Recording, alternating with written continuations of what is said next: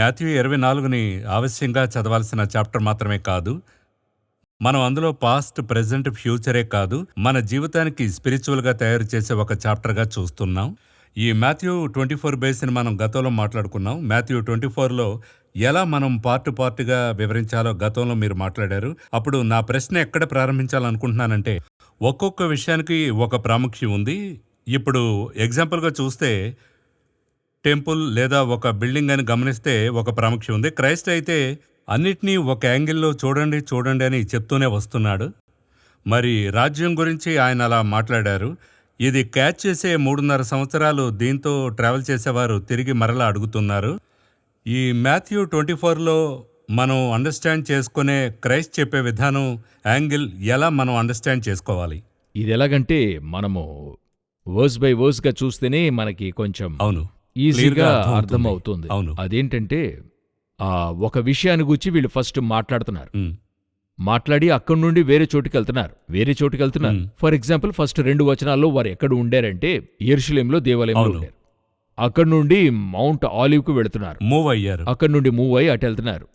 అక్కడికి వెళ్ళిన తర్వాతే ఒక క్వశ్చన్ ఆయన అడుగుతున్నారు. నీ రాకడకును ఈ యుగ సమాప్తికిని సూచనలేవి మాతో చెప్పుము అంటున్నారు. సో అప్పుడు ఈ చోట మొదటి 2 వాక్యాల్లో ఉండే సంభవము ఎందుకు ఇవ్వబడింది, లేకపోతే వేరే విధంగా ఎలాగ ఇది ఆరంభించి ఉండాలంటే ఒలీవల కొండ మీద కూర్చుండి ఉన్నప్పుడు అని ఆరంభించుండాలి. అయితే దేవాలయం నుండి బయలుదేరి వెళ్ళుచుండగా ఆయన శిష్యులు ఆ దేవాలయపు కట్టడములు ఆయనకు చూపింపవచ్చిరి.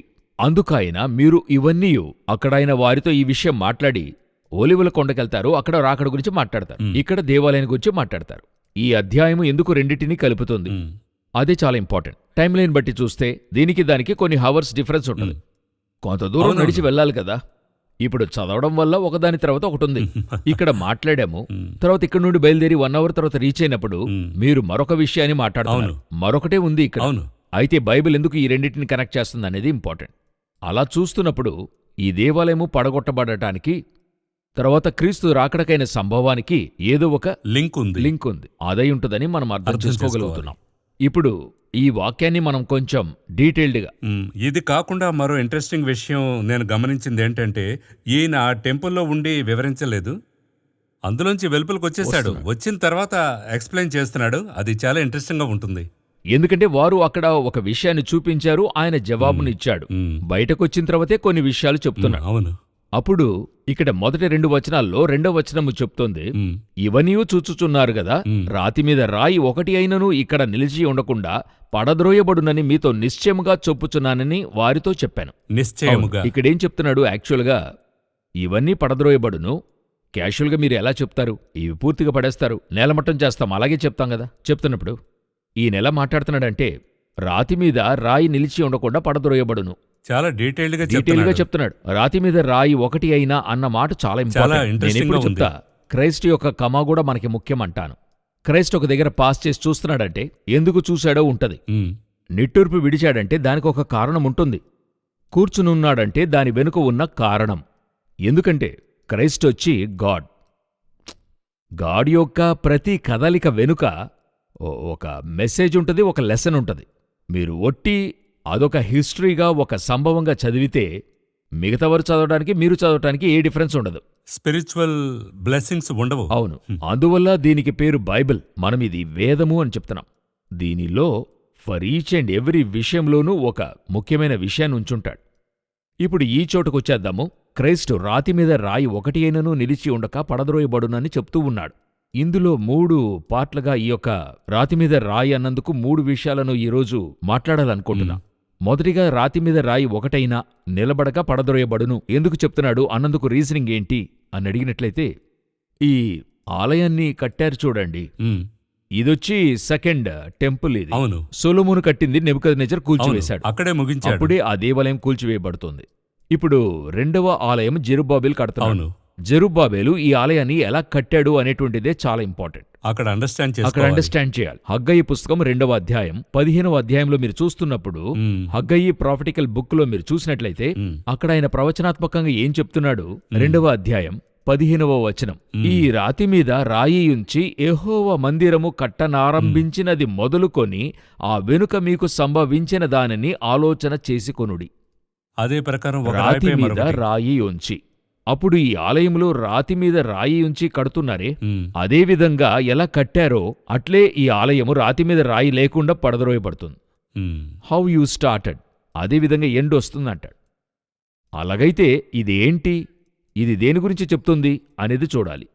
దీనికి దానికే కనెక్షన్. హగ్గై 2:15కి మత్తయి 24:2కే కనెక్షన్. రెండూ ఒక రాతి మీద రాయి ఉంచి కట్టారు, ఒక రాతి మీద రాయి లేకుండా పడగొట్టారు. ఉమ్, అలాగంటే ఈ ఆలయము పడద్రోయబట్టానికి కారణం అర్థం కావాలి. ఇప్పుడు రెండవ పాయింట్ చూడబోతున్నాం, సరేనా? ఇందులో ఏంటని అడిగితే, ఇప్పుడు ఈ స్థలంలో సెకండ్ టెంపుల్ అని చెప్తున్నారు కదా, జెరుబాబెల్ ఆలయం. అది దేనికైనా మోడల్. ఇప్పుడు ప్రత్యక్షపు గుడారం ఉంది, దానికి హెవెన్లో ఒక మోడల్ ఉంది. అవునవును. ఇన్నర్ శాంక్చురీ, మోస్ట్ ఇన్నర్, అలా ఉన్నాయి కదా, క్లియర్ గా ఉంది. అవును, అదొచ్చి యాక్చువల్గా మీకు అర్థం కావాలని చెప్తున్నా, యాక్చువల్గా అదొచ్చి భూమిలో ఉండేటువంటి ఒక ఫోటోకాపీ అని అర్థం. అది క్రైస్తే కరెక్ట్ గా చెప్తున్నాడు మోసెస్ కి. ఒరిజినల్ ఎక్కడుందంటే హెవెన్లో ఉంది. రెవల్యూషన్ 15:5ని చదివితే, సాక్ష్యపు గుడార సంబంధమైన ఆలయము పరలోకమందు తెరవబడెను. దేవుడు మోషేతో మాట్లాడుతూ ఏమని చెప్తున్నాడు? కొండమీద నీకు చూపబడిన మాదిరి చొప్పున సమస్తమును చేయుటకు జాగ్రత్త పడుము. ఇక్కడ చేయవలసింది ఒరిజినల్. అయితే హెవెన్ యొక్క స్పిరిచువల్ యాంగిల్లో అదొచ్చి ఒక మోడల్. ఒరిజినల్ అక్కడుంది. అప్పుడు ఒరిజినల్ అక్కడ క్రైస్ట్ అంటే ఇక్కడ మోడల్ క్రైస్ట్. ఈ మోడల్ని మీరు అర్థం చేసుకుంటే ఆ ఒరిజినల్ క్రైస్ట్ని మీరు అర్థం చేసుకోగలరు. ఓల్డ్ టెస్టిమెంట్లో. ఇప్పుడు మనం వేరే. ఓల్డ్ టెస్టిమెంట్లో క్రైస్ట్ని అర్థం చేసుకోవడానికి ఆ ప్రత్యక్షపు గుడారాన్ని చూపిస్తున్నాడు. ఆ యాంగిల్లో చూస్తే క్రైస్ట్ మీకు దొరుకుతాడు. అక్కడున్న గొర్రెను బలి ఇస్తున్నప్పుడు క్రైస్ట్ మనకు కనపడతాడు. బలిపీఠాన్ని చూస్తే క్రైస్ట్ కనపడతాడు. యాజకుని చూస్తే క్రైస్ట్ కనపడతాడు. దీపస్తంభాన్ని చూస్తే క్రైస్ట్ కనపడతాడు. ప్రతిదానికి వివరణ. ఇదే యేసు ఏమంటున్నాడు? లేఖనాలు పరిశోధించుచున్నారు, అవి నన్ను గూర్చి సాక్ష్యమిచ్చుచున్నవి. సో ఈ మాదిరినే నేను మీకు చెప్తున్నా. పరిశోధించి చూడటమే ఇప్పుడు సమస్యగా ఉంది. అక్కడే ఉంది సమస్య. ఇప్పుడు జెరుబాబెలుతో ఒక ఆలయం కట్టమంటున్నాడు. కట్టే స్థలం ఏదో దావీదు కొన్న అదే స్థలమే, సేమ్ ప్లేసే. ఇప్పుడు కట్టమంటున్నాడు జెరుబాబెలుతో. ఇప్పుడు జెరుబాబెలు కడుతున్నది బానిసత్వంలో కడుతున్నాడు. జెరుబాబెలు యూదాగోత్రం. అక్కడ జాషువా అనే యాజకుడున్నాడు. వీళ్ళిద్దరూ చేరి కడుతున్నారు. ఇక్కడ మీరు తెలుసుకోవాలి, యూదాను లేవియను, యాజకుడు రాజును కలిసి కడుతూ ఉన్నారు. అది ప్రాఫిటికల్ గా ఉంది. ఎందుకంటే అక్కడ కట్టింది సొలొమోను మాత్రమే. తను కట్టిన ఆలయంలో తనే బలి ఇస్తాడు, బలి అర్పణ జరిగిస్తాడు. ఆ తర్వాత మహిమ దిగుతుంది. అయితే ఇక్కడ అలా కాదు. ఇక్కడొచ్చి జెరుబ్బాబెల్ అనే యూదుడును యెహోషువ అనే లేవీయుడును కలిసి కడుతున్నారు. రాజును యాజకుడును కలిసి కట్టే ఆలయం. అప్పుడు ఈ సెకండ్ దేవాలయం యొక్క మోడల్ ఏంటంటే, రానున్న మిమ్మల్ని నన్ను, న్యూ టెస్టమెంట్ చర్చ్ యొక్క మోడల్. అలాగంటే రాతి మీద రాయి ఒకటి ఉంచి కట్టబడుతుంది అంటే ఏంటర్థం? పేతురు చెప్తున్నాడు, సజీవమైన రాళ్లవలే నుండి ఆత్మ సంబంధమైన మందిరముగా కట్టబడుచున్నాం. మనమే ఆ రాళ్ళు. ఈ రాతి మీద రాయి ఉంచి కట్టబడటం అంటే ఏంటంటే న్యూ టెస్టిమెంట్ చర్చ్ యొక్క మోడల్. అక్కడ జెరుబ్బాబెలు మరల కడుతున్నాడు. అక్కడతను మామూలుగానే కడుతున్నాడు. తనకు దాని వివరణ దొరకదు. అతని చేత ముగిస్తూ ఉన్నాడు. ఇప్పుడు క్రైస్ట్ ఇక్కడ ఏం చేస్తున్నాడు? రాతి మీద రాయి నుంచి మీరు కట్టారు గదా, ఈ ఆలయము రాతి మీద రాయి లేకుండా పడగొట్టబడుతుంది. దాని అర్థం ఏంటంటే సెకండ్ టెంపుల్. మీరు నేనే సెకండ్ టెంపుల్, మర్చిపోకూడదు. మనమే దేవుని ఆలయమై ఉన్నాం. ఈ ఆలయం కట్టబడింది, ఈ ఆలయం రిమూవ్ చేయబడుతుంది. ఎప్పుడు ఈ ఆలయం రిమూవ్ చేయబడుతుందో దాని తర్వాత ప్రశ్న, మీరాకడికి లోక ముగింపుకి సూచనలేంటి? ఇప్పుడు మీకు ఈ లింక్ అర్థమవుతుందా? అవును. ఎప్పుడు ఈ చర్చ్ లేకుండా పోతుందో, రిమూవ్ అవుతుందో బాగా గమనించారంటే డిటాచ్మెంట్ అవుతుంది. డిటాచ్ అన్నది ఏంటి? మీరు అటాచ్ చేసి తిరిగి అవసరమైనప్పుడు విడదీస్తారు. ఆ డిటాచ్మెంట్ పని ఇక్కడ జరుగుతోంది. ఎప్పుడు న్యూ టెస్టిమెంట్ చర్చ్ ఆరంభించి న్యూ టెస్టిమెంట్ చర్చ్ ముగిస్తుందో ఆయన రాకడకైన సూచన ఆరంభమైందని అర్థం. ఇలా కూడా అర్థం చేసుకోవచ్చా? అదేమిటంటే ఈ రాయి పైన రాయి పడిపోతుంది అని చెప్పినప్పుడు ఆయన సంతోషంగా చెప్పలేదు. ఏదో ఒక పెయిన్తో చెప్తున్నట్టు నేను అర్థం చేసుకున్నాను. అది కరెక్టా? ఇదే మూడవ యాంగిల్. అది అలా చెప్తున్నాడంటే ఒక హ్యాపీగా చెప్పడం లేదు కదా? లేదు, అంటే ఒకదానికి రెండు విషయాలు ఉన్నాయి. కాయినికి రెండు వైపులా ఉంటుంది. అవును. ఇది ఇలాగ చూడండి. ఈ ప్రశ్న ఇలాగుంచుతా. టాస్ వేస్తున్నారు రెండు కెప్టెన్స్. అవును. టాస్ వేసిన వెంటనే ఒకరు హెడ్ అంటున్నారు. హెడ్ పడుతుంది. ఆయన పేరేంటి? ఆయన ఏమనుకుంటాడు ఇప్పుడు? ఆయనకి ఎలాగుంటది? ఇప్పుడు ఆయన అడిగింది పడింది, ఆయనకి ఎలాగుంటది? హ్యాపీగా ఉంటుంది. ఆపోజిట్ వాళ్ళకి ఏంట్రా ఇది నాకొచ్చుంటే తీసుకునేవాడినిగా అని అనుకుంటాడు. అతనికి అది శోకంగా శోకంగా ఉంటుంది. ఉంటుంది. ఒకే టాసే, ఒకే కాయినే, ఉమ్, 2 పార్ట్లున్నాయి. అందులో ఒకరికి సంతోషం, మరొకరికి వేదన ఇస్తుంది. ఆ వేదనని, దుఃఖాన్ని కలిగిస్తుంది. అదే విధంగా ఇక్కడ రాతి మీద రాయి లేకుండా ఈ దేవాలయం పడగొట్టబడుతుంది అనే దాని వెనుక కాన్సెప్ట్ ఏంటంటే, ఇది స్పిరిచువల్ గా న్యూ టెస్టమెంట్ చర్చ్ ఎత్తి కొనబోబడుతుంది. ఉమ్, అదే ఆయన అక్కడ ఫోకస్ చేస్తున్నారు. అవును. రిమూవ్ అవుతుంది. ఉమ్, చాలా మంది చెప్తారు, ఎలా జెరుబాబెల్ని మీరు సెకండ్ టెంపుల్గా చెప్తున్నారు అని అడుగుతారు. స్పష్టంగా వేసి చెప్తాడు, మునుపటి మందిరము కంటే ఇది కావాలంటే, ఒకవేళ చూడాలంటే చాలా ఇంట్రెస్ట్ ఉన్న వాళ్లే ప్రోగ్రామ్ చూస్తున్నారు చూడండి. ఆ విషయాన్ని మీరు హగ్గై పుస్తకంలో చూడొచ్చు. మనల్ని గుచ్చిన విషయమే అక్కడ ఉంటుంది. ఉమ్, వాక్యంలో ఉంటది, ఈ కడవరి మందిరము యొక్క మహిమ మునుపటి మందిరము యొక్క మహిమను మించును. సకల ప్రజల చేత ప్రేమించబడు ఆయన అక్కడ వాసమై ఉన్నాడు. ఇవన్నీ కూడా న్యూ టెస్టిమెంట్ చర్చ్కైనవి. అవును, అందరికీ, మనకి, సకల జనుల చేత ప్రేమించబడువాడు. ఇలా ఒక్కొక్క పార్ట్గా చూస్తే న్యూ టెస్టిమెంట్ చర్చ్ గురించే చెప్తుంది. ఉమ్, ఆ న్యూ టెస్టిమెంట్ చర్చ్ అదే ఆరంభంలో చెప్పా, జెరుబాబెలు వీళ్ళిద్దరు కలిసి చేసేది, యాజకుడు రాజు కలిసి చేసేది. సో ఈ న్యూ టెస్టిమెంట్ చర్చ్ రిమూవ్ కావడం గురించి చెప్తున్నాడు. ఉమ్, ఒక రాతి మీద ఒక రాయి లేకుండా ఇవి పడద్రోయబడతాయి, మరి పైకెళ్ళిపోతుంది. అవును, అవును. ఇప్పుడు మనల్ని గూర్చి ఒక మాట చెప్తున్నాడు, క్షయమైనది అక్షయతను, మత్యమైనది అమర్త్యను ధరించుకుంటుంది. క్షయమైనదంటే ఏంటి? శరీరాన్ని సూచిస్తుంది. మాంసం. ఇప్పుడు ఇదేమవుతుంది? అక్షయతను ధరిస్తుంది, హెవెన్లీ బాడీలోనికి వెళ్తుంది. ఆ అమర్త్యమైన ఈ శరీరము అమర్త్యను ధరిస్తోంది. అంటే ఇదేం కాబోతుంది? ఇది పోవాలి. ఈ శరీరము రక్తము పోతే గాని ఆ హెవెన్లీ బాడీ దొరుకుతుంది. అదేవిధంగా ఈ రాయి ఒకదాని మీద ఒకటి లేకుండా పోతేనే హెవెన్లీ బాడీలోనికి వెళ్ళగలం. సో ఇది మనకి సంతోషం. అదే సమయంలో లిటరల్గా అక్కడ ఒక ఆలయం ఉంది. అది యూదులకు హోలీ సైట్. అవును, వాళ్ళ మట్టుకు అది ఏంటిది? అది చాలా ఇంపార్టెంట్. దాని మీద ప్రాణమే పెట్టుకున్నారు, ఆ బిల్డింగ్ పైన. అవును, వారి బిల్డింగ్ మీద ఉంచుకున్నారు అవును. వారి ప్రాణాన్ని. ఇప్పుడు అది పడగొడితే ఏ విధంగా ఉంటుంది? ఉమ్, పెయిన్ఫుల్ ప్రాసెస్. ఇప్పుడు చూడండి, యాజ్ ఎ జ్యూవిష్ సైడ్ నుండి చూస్తే అది painful process, but spiritual process నుండి చూస్తే అది మంచి విషయమే. అదే ఈ ప్లేస్లో రాతి మీద రాయి ఒకటి అయినా నిలిచి ఉండకుండా పడద్రోయబడుతుందని చెప్పబడుతుంది. అవును. సో 2 పార్ట్స్ ఉన్నాయి. ఎందుకంటే ఫస్ట్ టెంపుల్నే పడగొట్టే విషయం చూస్తే, మరి సాల్మన్ అది డేవిడ్ ఎంత ఇంట్రెస్ట్గా అడుగుతున్నాడనే విషయం దాటి, సాల్మన్ ఎంత ఇంట్రెస్టింగ్గా కడుతున్నాడని దాటి అది పడగొట్టబడుతోంది. అది ఫ్యూ డికేట్స్లో సాల్మన్ కట్టిన తర్వాత, అప్పుడు అది ఎలా అంటే ఆశగా కట్టి మళ్ళీ మళ్ళీ ఎక్కడికి వస్తోందంటే దాన్ని పడగొట్టడానికి అలౌ చేస్తున్నాడు. ఒక టెంపుల్ పడగొట్టడానికి అలౌ చేస్తున్నాడు. ఫస్ట్ పార్ట్ చెప్తున్నాను. అప్పుడు ఆ జనం మధ్యలో అంటే తరచుగా వాళ్ళు వచ్చి చూసినప్పుడు ఎలా ఉండేదని అలా మాట్లాడుకున్నప్పుడు ఏదో ఒక దుఃఖకరమైన విషయంగా గమనిస్తున్నాము. అవును, వాళ్ళ వ్యూలో అది దుఃఖమైన విషయం. అవును. ఇప్పుడు మూడో పార్ట్ అందులో ముఖ్యమైనది ఏంటంటే, ఇప్పుడు ఈ దేవాలయాన్ని లిటరల్గా పడగొట్టింది ఎవరని అడిగితే ఆ టైటసే పడగొట్టాడు. అవును. ఆ AD 70లో పడగొడుతున్నాడు. యాక్చువల్గా ఈ ప్రాఫెసీ ఎలాగ జరిగిందో వారు చెప్తారు. ఏంటంటే, ఇది సాధారణంగా రాజులందరికీ కూడా తమ కార్యాలు చూస్తే ఈ పడగొట్టడము, కాల్చడము అనేది ఒక విధమైన స్వభావం వారికి ఉంటుంది. ఈ విధంగా అనేక దేశాల్లో తమకైనటువంటి వారు పరిపాలనకు వచ్చిన తర్వాత అంతకుముందు ప్రతిపక్షంలో ఉన్న నాయకుల విగ్రహాలు, ఆరాధన స్థలాలు ధ్వంసం చేయడం మీరు చూసుంటారు. ఇది కాలకాలంగా ఉన్న ఒక అలవాటు. నెబుకద్నెజర్ కాలం నుండి ఉన్న ఒక అలవాటు. హిస్టారికల్ గా ఉంది. అదే రోమీలు చేశారు. కానీ రోమీలు ఏం చేశారు? అది కాల్చివేశారట. అవును, కంప్లీట్ గా బర్న్ చేశారు. అలా కాల్చివేస్తున్నప్పుడు అందులో ఉన్న మోస్ట్ హోలీ ప్లేస్ లో గోల్డ్ అంతా ఉంది కదా, అవును, ఆ గోల్డ్ అంతా కూడా కరగనారంభించిందట. కరిగి ఆ గోడల మధ్యలోకి అలాగా దిగిపోయినప్పుడు ఎవరో ఏదో చెప్పారట, ఇది హిస్టరీలో ఉన్నదే. ఎవరో ఒకరు అలా ఏం చెప్పారు? ఈ వాల్స్లో అంతా గోల్డ్ దాచి ఉంచారు, ఎందుకంటే బాబిలోనియన్స్ అలా ఉంచారు. ఈనాటికి వారి మందిరాలలో కొన్ని ట్రెషర్స్ ఉంటాయి. ఆ ట్రెషర్లో గోల్డ్ ఉంది, అది ఉంది, ఇది ఉందని కూడా తీస్తూ ఉన్నారు. సో ఆనాటి రోమీలు ఏం చేశారు? దీనికి ఏదో గోల్డ్ ఉంది, చాలా ట్రెషర్స్ ఉన్నాయి అని చెప్పి ఇక అన్నీ ధ్వంసం చేశారట. ఇప్పుడు ఈ ప్రాఫెసీ ఒక రాతి మీద రాయి లేకుండా పడగొట్టబడుతుంది అని చెప్పినటువంటిది నెరవేరింది క్రీస్తు శకం 70లో. అది లిటరల్గా జరగడానికి ఇదే రీజన్. అన్నీ పూర్తిగా పడగొట్టి నేలమట్టం. అదేమంటే ముఖ్యమైన ట్రెషర్ని వదిలేసి వేరే ఏదో వెతకడానికి వెళ్ళి చివరికి ఏమీ లేకుండా రెండింటిని మిస్ చేసే ఒక కాల ప్రమాణమునకు వారు అలాగైపోయింది. రెండును మీరు చెప్పినట్టు ఈ ట్రెషరు లేదు, అది లేదు, ఆ ట్రెషరు వదిలేశారు. ముగిసింది, నేలమట్టం అయ్యింది. ఇప్పుడు ప్రభువు చెప్పిన ప్రాఫెసీ నెరవేరింది. ఉమ్, ఇవన్నీ జరిగినవి. అవును. జరిగిన సంభవాన్ని చూడాలి కదా. అందుకే కదా అందుకే కదా మనం మనం వచ్చాము. వచ్చాము. ఇప్పుడు సాధారణంగానే ఈ సంభవం ఎప్పుడు జరిగిందని బాగా గమనించినట్లయితే, ఫస్ట్ దేవాలయము వాడు చెప్పింది ఎప్పుడు జరిగిందంటే 70 సంవత్సరాల తర్వాతే ఆ ఆలయం కట్టబడింది. అవును అవునా? అవును ఆ ఆలయం కట్టబడింది 70 సంవత్సరాల తర్వాత. బబులోను వారు చెరపట్టిన తర్వాత, అంటే దేవాలయం పడగొట్టబడి అప్పటి నుండి 70 సంవత్సరాల తర్వాత అది కట్టారు. ఉమ్, ఇప్పుడు ఇశ్రాయేలీలు వచ్చారు, స్వీయ దేశానికి వచ్చారు. 1948 మే 14 వారి యొక్క ఇండిపెండెన్స్ డే. అంటే ఇశ్రాయేలీలు రెస్టోర్ అయ్యారు, వారి స్థలానికి వారు వచ్చారు. అవును.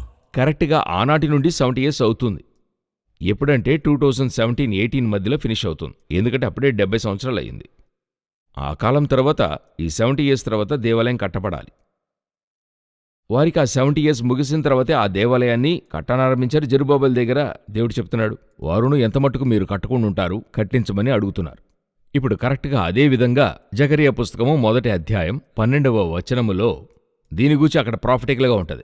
70 సంవత్సరములు యెరూషలేము మీద కోపం ఉంచి ఉన్నావే, ఎంతవరకు కనికరింపక ఉంటావని చెప్పి ఆ 70 సంవత్సరాల తర్వాత అడుగుతున్నారు. ఉమ్, అదేవిధంగా కరెక్ట్గా 70 సంవత్సరాలు ముగిసిన తర్వాత 1948 to 2017, 70 సంవత్సరాలు ముగిసిన తర్వాత 2018లో రెడ్ హీఫర్ అని చెప్పబడే ఎర్రని పెయ్యి ఉమ్, ఆగస్టు నెల యెరూషలేములోనికి వచ్చింది. తెచ్చారు బలి వస్తువు. ఒక ఆలయంలో ఫస్ట్ పార్ట్ వచ్చి ఆల్టర్ సాక్రిఫైస్, ఆ బలిపీఠం. అది దాటి లోనికి వెళితే పరిశుద్ధ Most స్థలం. holy place. ఆ తర్వాత మోస్ట్ హోలీ ప్లేస్. ఈ 3 పార్ట్లుగా ఉంటుంది. వాళ్ళకి యూదులకి, మనకలా కాదు, వాళ్ళకి చెప్తున్నా. ఉమ్, అప్పుడు ఆ బలిపీఠమే వెరీ ఇంపార్టెంట్. ఫస్ట్ బయట ఉంటుంది, దానికైనా పనులే మొదట చెయ్యాలనుకోండి. ఆ బలిపీఠం మీద మొదట చెల్లించాల్సింది ఏంటంటే రెడ్ హీఫర్. అదే ఆ బలికైంది. సంఖ్యాకాండము నంబర్స్ 19:2లో ఉంది. ఇప్పుడు ఆ రెడ్ హీఫర్ ఆగస్టు 28న వచ్చింది. ఎక్కడికొచ్చిందని అడిగితే జెరూసలేంలోకి వచ్చింది. ఉమ్, సో 70 years తర్వాత వాళ్ళు ఆ ఆలయాన్ని కట్టడానికి, ఇప్పుడు ఇక్కడ 70 years తర్వాత రెడ్ హీఫర్ లోనికి వచ్చింది. ఇప్పుడు ఆ ఆలయాన్ని కట్టడానికైనా యాజకులు రెడీగా ఉన్నారు. గొప్ప ఆశ్చర్యం ఏంటని అడిగితే, లేవీ గోత్రం అంటే లేవీ ట్రైబ్లో అహరోను యొక్క వంశములో ఒక యాజకుణ్ణి వారు కనిపెట్టారు. ఉమ్, ఇప్పుడు ప్రీస్ట్ హుడ్కైనా అన్ని ప్రాక్టీసులు ఇచ్చి ఇప్పుడు ఒక ప్రీస్ట్ రెడీగా ఉన్నాడు. ఉమ్, అంటే ఇశ్రాయేల్లో ఒక ప్రీస్ట్, చీఫ్ ప్రీస్ట్ రెడీగా ఉన్నాడు. ఉమ్, ఇప్పుడు ఆ సాక్రిఫైస్ వస్తువు రెడీగా ఉంది, రెడ్ హీఫర్ రెడీగా ఉంది. ఇప్పుడు అక్కడ 70 years ముగిసింది. ఎలాగా అప్పుడు జెరుబ్బాబెలు లేచి వచ్చి ఆలయాన్ని కట్టాలో అదేలాగా ఇప్పుడు ఆలయాన్ని కట్టే కార్యక్రమానికి వచ్చారు. ఈ మత్తయి 24, హగ్గయి 2:15 ఉమ్, అక్కడ ఆరంభమై ఇక్కడ ముగిస్తుంది. ఇక్కడ ఆరంభమై ఇప్పుడు ముగియనుంది. ఉమ్, మన కాలఘట్టంలో అవుతుంది.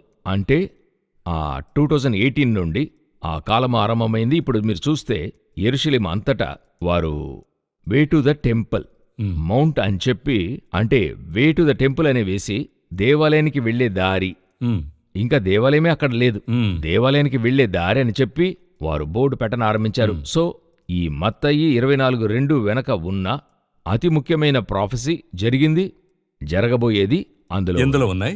ఇప్పుడు స్టార్టింగ్లోనే మీరు చెప్పినట్టు 24 మాథ్యూ 24లో డిఫరెంట్ పార్ట్స్గా చూస్తున్నాం.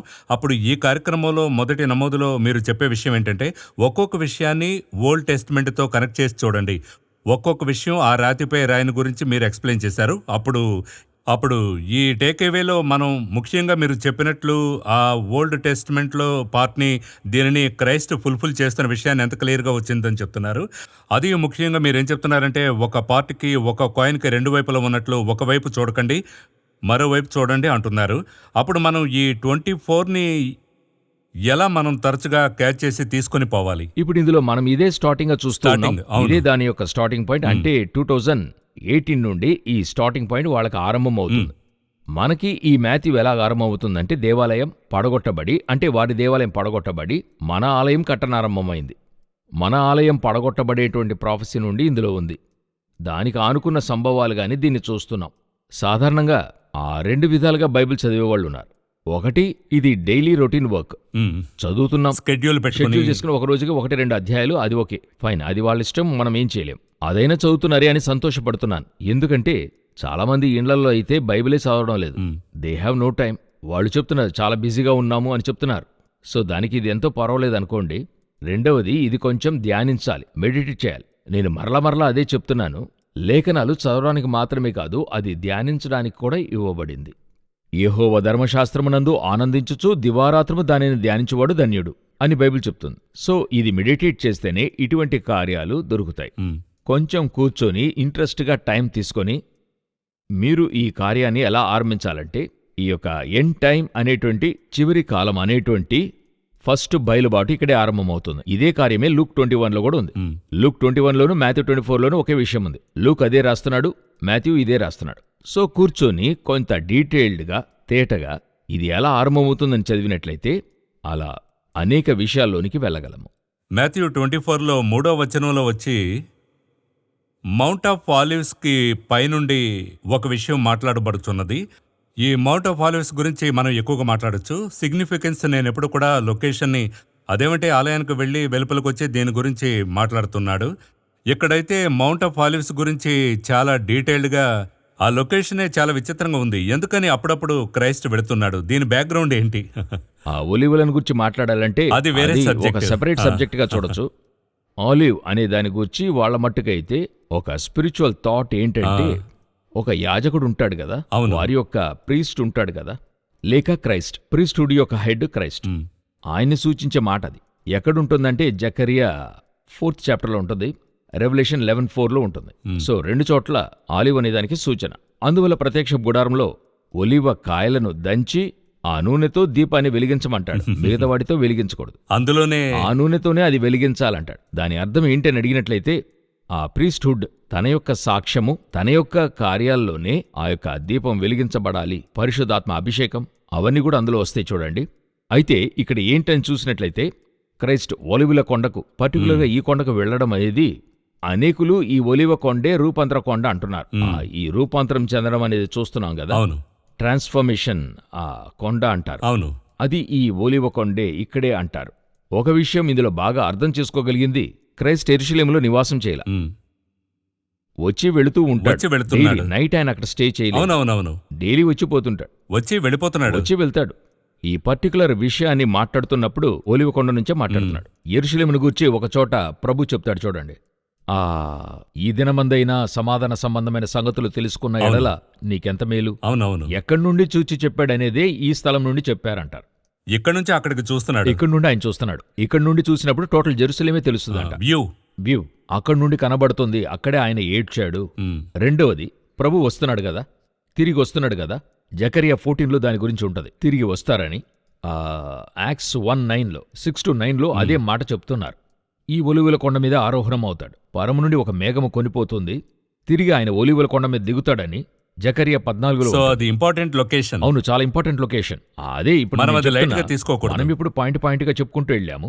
ఒక్కొక్క దానికి ఒక స్పిరిచువల్ ఎక్స్ప్లెనేషన్ ఇవ్వచ్చు. సో ఇప్పుడు ఒలివల కొండ మీదే దిగుతాడు, అక్కడే దిగుతాడు. అక్కడ దిగే ఆర్మగదోనికి వెళ్తాడు, మెగిదో వ్యాలీకి వెళ్తాడు. సో ఇప్పుడు ఇది వచ్చి పూర్తిగా ప్రీస్ట్హుడ్, కింగ్డమ్ రెండూ కలిసే చోట అది. సో ఆ చోటే ఒలివ కాయలు దంచి చేయబడుతుందో ఆ గెత్సెమని కూడా ఆ ప్రక్కనే ఉందని చెప్తూ ఉంటారు. నేను వెళ్ళింది లేదు, చెప్తున్నారు గెత్సెమని కూడా అక్కడే ఉందంటున్నారు. సో ఎనీహౌ ఇవన్నీ కూడా వెరీ ఇంపార్టెంట్ అయిన ఒక ఎండ్ టైం ఆ స్పెసిఫికేషన్ స్థలం అది. సెకండ్ కమింగ్ జరగబోయే స్థలములోనే ఇది చెప్పబడుతుంది. నేను వెళ్ళి చూశాను, చూస్తే ఆ వ్యూ అందంగా ఉంటుంది. ఓకే, నేను ఆ రోజు ఒక ఇమేజ్ చూశాను. అక్కడ నుండి చూస్తే టోటల్ చాలా క్లియర్ గా మొత్తం కనబడుతుంది. అందులో వాళ్ళు స్పెసిఫై చేశారు ఇది ఒలివ కొండ నుంచి తీయబడిందని, ఆ ఫోటో వేసిన. సో అక్కడి నుండే ఆయన కన్నీరు విడుస్తూ ఉన్నాడు. అక్కడి నుండి అర్మగిద్దోనికి వస్తాడు. సో ఒలివ కొండ ఒక ప్రత్యేకమైన స్థలంగా ఉంది. అక్కడి నుండే ఆరోహణమయ్యాడు, అక్కడికే తిరిగి వస్తున్నాడు. సో ఇప్పుడు మన మటుకైతే ఒలివ కొండ అనేది ఆ చివరి ఎండ్ టైంకైనా స్టార్టింగ్ అండ్ ఎండ్ అక్కడ ఉంది. యేసు ఆరోహణమయ్యాడు అక్కడ. మనకి న్యూ టెస్టిమెంట్ స్టార్ట్ అవుతుంది కదా, యేసుక్రీస్తు దిగుతున్నాడు. So new Testament church finish అవుతుంది. మనకు అలా ఉంటుంది. సో అటువంటి ఒక స్థలంలోనే వీళ్ళ ఎండ్ టైం గురించి మాట్లాడుతున్నాడు, చివరి 7 years గురించి మాట్లాడుతున్నాడు. సో ఒలివ కొండ అక్కడ ఉంది. మనం ఇప్పుడు నెక్స్ట్ వచ్చే ఎపిసోడ్లో దేని గురించి చూడగలమంటే, శిష్యులు 2 ప్రశ్నలు అడుగుతాను 3వ వచనంలో. నీ రాకడకును ఈ యుగ సమాప్తికిని సూచనలేవి. ఈ 2 ప్రశ్నలకైనా జవాబునే మనము పూర్తి ఎపిసోడు చూడాలి. అవును, ఇక రాబోయే ఎపిసోడ్ మన కార్యక్రమం యొక్క అంశం అదే కదా. అవును, జరిగినవి జరగబోయేవి కదా. అందులో అతి ముఖ్యంగా ఏం చూడబోతున్నామంటే, ఇక ఆయన రాకడకు ఈ యుగ సమాప్తికి సూచనలేవి. అవును, వీటి 2 డిఫరెన్స్ ఏంటి, వీటిని ఎందుకు కనెక్ట్ చేస్తున్నారు, ఆయన రాకడికి సూచనలేవి, యుగ సమాప్తిని వేరువేరుగా చూద్దాం. తర్వాత రెండు కనెక్ట్ చేద్దాం. అప్పుడు మీకు మత్తయి 24 క్లియర్ గా స్పష్టంగా అర్థమవుతుంది. ఈ ప్రశ్న మనం మాత్రం అడగలేదు, డిసేబుల్స్ కూడా అడిగారు. డిసైబుల్స్ అడగడం అంటే నేనెప్పుడు చెప్తాను, వీళ్ళు ఆ ప్రశ్న అడగడం వల్ల మనకి సుమారు 20% ప్రొఫెసెస్ మనకి దొరికాయి. అవును, వారి ద్వారా ప్రశ్నలు అడిగించాడు. వాళ్ళు అడగలేదు, హోలీ స్పిరిట్ అడగనిచ్చాడు. పరిశుద్ధాత్మ. ఎందుకంటే ఇటువంటి ప్రశ్నలు వాళ్ళు అడగలేరు, ఏవైనా అడుగుతుంటారు. సో హోలీ స్పిరిట్ అడగనివ్వడం వల్ల వాళ్ళు అడిగున్నారు. ఆ విధంగా మనకి జవాబు దొరికింది. అప్పుడు మరో కార్యక్రమంలో మనం ప్రశ్నకి సమాధానం మాత్రమే కాకుండా మన జీవితంలో మనం ఇక్కడ నుండి ఈ కార్యక్రమాన్ని పలు ప్రాంతాల నుండి చూస్తున్నారు, వారికి ఇది స్పిరిచువల్ గా ఎలా అర్థమవుతుందో చూద్దాం. ఈ కార్యక్రమానికి మీరు విచ్చేసినందుకు చాలా సంతోషం. ఈ ఎపిసోడ్ చాలా టోటల్ గా వ్యత్యాసంగా ఉంది. ఎందుకంటే పాస్ట్ గురించి చాలా మంది మాట్లాడతారు, నేను ఎలా ఉన్నానో చూసారా అని గతాన్ని గురించి. ప్రెజెంట్ గురించి కొంతమంది మాట్లాడతారు, కొంతమంది ఏం జరుగుతుందోనని భయంతో ఉంటారు. ఎందుకంటే ఈ మూడు కలిసి 24 చాప్టర్లో అంత డీటెయిల్గా మనం భయపడడానికి కాదు, మనం ఎలా సిద్ధంగా ఉండాలనే దాని గురించి. సో ఫియర్ని దాటి ప్రిపరేషన్ గురించి నేను మాట్లాడుతున్నాను. చాలా అది very సంతోషం. important. ఇంకా 24 గురించి డీటెయిల్గా చూద్దాం. ఈ కార్యక్రమానికి విచ్చేసినందుకు చాలా సంతోషం. వందనాలు. వందనాలు.